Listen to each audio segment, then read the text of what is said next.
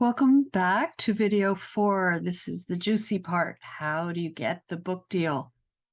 You're like, yes, Lilla, I love this. You convinced me. I want a book deal.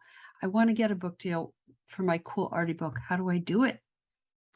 You make a proposal or pitch that you send out to an agent or an art director or an editor. It's your way of saying, hey, I have a really cool idea. This is why people will want it. This is who will read it. This is how I'm going to do it. This is my platform, and all those good things. We're going to go over in class how to get an agent. We're going to talk about how to find a publisher. Some publishers you can send to directly. There are about 15 where you don't need an agent. I'll go over all of that. In any case, doesn't matter who you're pitching to, you need a fabulous pitch. And an art-driven book is easier to pitch than you may think because guess what? You don't have to write the whole book. You do if you write a novel. You have to write your entire manuscript of 60, 70, 80, 90, 100,000 words. But for this, you don't have to write the whole thing. So you give a taste. A pitch is like this. It's like this. How cool my book is going to be and why I think you'll love it and why you should acquire it. The only finished stuff you need in your proposal are a couple of pages, a couple of spreads, double page spreads, the 2 pages. And what you do is you're going to show examples. We're going to work on that in class. A bulk of the class will be working on those spreads, those pages. And here's another cool thing. If you have a cool personality or quirkiness, that's a bonus. You're going to bring that to your pitch. That's a little side note. I want to read you Chronicle book, what they want in a proposal. This is from their website. They want a 1-page cover letter that gives a brief description of the project and why you think Chronicle Books should publish it. Any available sample content. That's what I was talking about. So, and they say an outline, introduction, sample illustrations or photographs, sample captions, sample recipes or cards, and or sample chapters. So they're pretty free about it. They just want you to show what you're excited about. Next thing they want to see, and this is typical of most places, an analysis of the potential readership for the book. Who will buy your book? And you think, well, I don't know. Everybody wants to know about growing mushrooms and mushroom recipes, don't they? So you can talk about people who like to cook and people who like to draw and people who like nature, things like that. We'll work on that in class. Don't worry about that. You're also going to look at comparables, which are other books like yours, and mention those. Those are called comps or comparables, and we'll talk about that in class.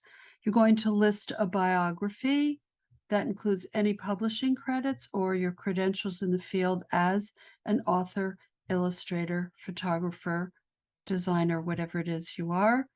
And as I said, you're going to make a few sample spreads. Here's the cool part. In my class, this is a live class, so I will be reviewing each week a few of the assignments in class in a really nice, kind, supportive way. I don't believe in breaking people down. That's no.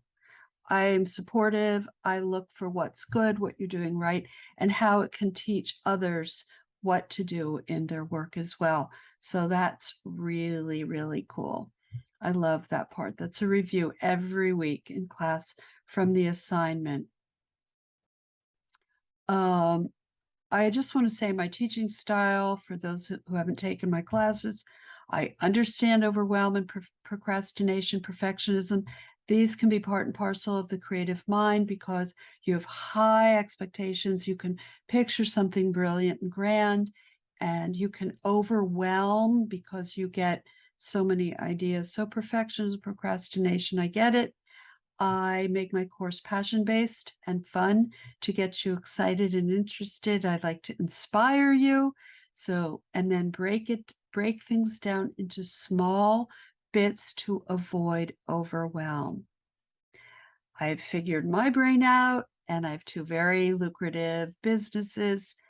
I mentor artists for a living, my artists I represent as an agent, and my 30,000 students that I've taught. So I love to do this, and I really want to work with you and make you have a great book career. We're going to go over the 9 main pieces you need in your pitch in class. I touched on some of them now. So now we're going to do a little journaling. You can stop the tape at any point, and the tape, I call it because I'm old, to write. But here's what I want you to think about. I'm going to say some phrases, and you're going to write down the phrase or yes, no, maybe. When you think of your own gorgeous book, what excites you? Making pictures on a topic that you're excited about drawing. Making pictures on a topic that you're excited about drawing. So, in other words, drawing pictures on a topic you're excited about would be a better way to say that. Taking photos of things you love. Getting paid to research something you're interested in.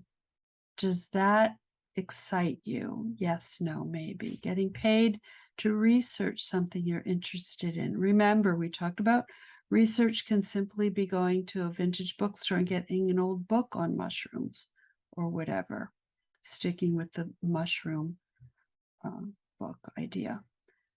Are you inspired to help others from what you've learned and figured out? Is that something you're interested in?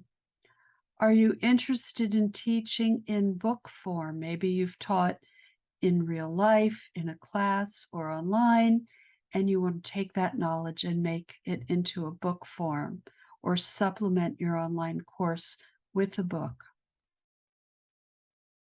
Are you interested in driving traffic to your art, your website, your Etsy site, your products, your courses? Is driving traffic to your site important to you? Are you interested in showing others how to do a craft and all the things that your reader can make with the material, the craft material? Number 8, are you interested in designing typography and making gorgeous pages as a graphic designer?